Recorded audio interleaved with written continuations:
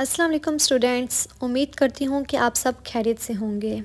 आज मैं आपको बोर्ड के इम्तहानात में पहली शीट को फिल करने का तरीका बताऊँगी, जो बहुत इजी है। सबसे पहले डेट फिल करनी है। सबसे पहले जो डी लिखा हुआ है यहाँ पे आपने डेट लिखनी है, एम जो है वो मंथ है और वाई से ईयर है। जो आपकी रोल नंबर स्लिप होगी वहाँ पे लिखा होगा, वहाँ से देख के आपने यहाँ पे फिल कर लेना है और डेट को ध्यान से फिल करना है। जो पेपर आपका होगा उसी डेट को आपने फिल करना है। ये नहीं करना कि आपका अगर उस दिन बायो का पेपर है तो आप फिज़िक्स का जो पेपर के आगे लिखी होती है डेट वो लिख दें।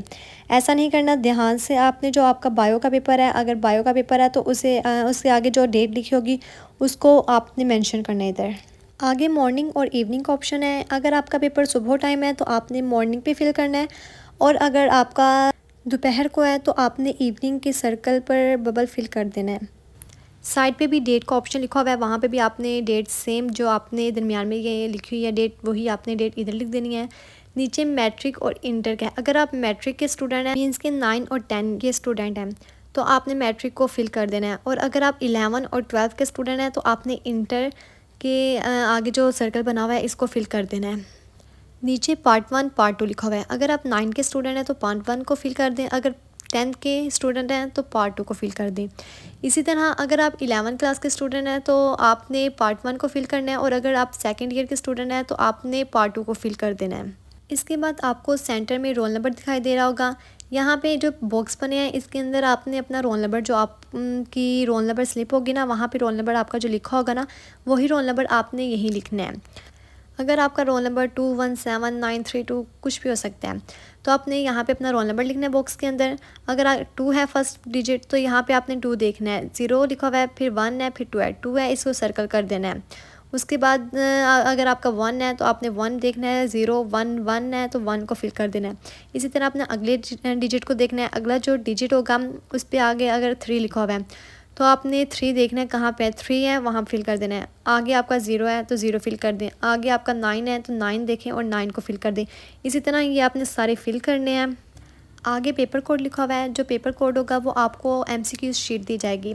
वहाँ पे MCQ शीट के ऊपर ही ना लिखा होगा पेपर कोड, वो आपने पेपर कोड इस पर लिखना है।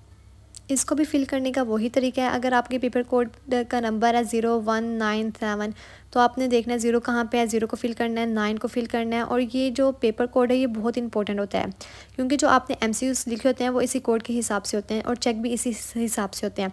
अगर आपने पेपर कोड का अपना नंबर चेंज कर दिया तो आपके जो MCQs होंगे उसकी जो तरतीब होती है वो आगे पीछे होती है। तो ये जो तरतीब होगी ना वो सारी फिर आपकी गलत हो जाएगी और आपके एक भी MCQs ठीक नहीं होगा। इसलिए पेपर कोड को आपने ध्यान से फिल करना है क्योंकि सारे MCQs इसी पे डिपेंड कर रहे होते हैं। पेपर कोड यहाँ पे भी लिखना होता है और शीट के एक पिछली साइड होती है वहाँ पे भी पेपर कोड लिखना होता है, 2 साइड पे लिखना होता है। आगे एनुअल और सप्ली, ये आपको साइड बॉक्स है वहाँ पे दिखाई दे रहा होगा, एनुअल और सप्ली लिखा हुआ है।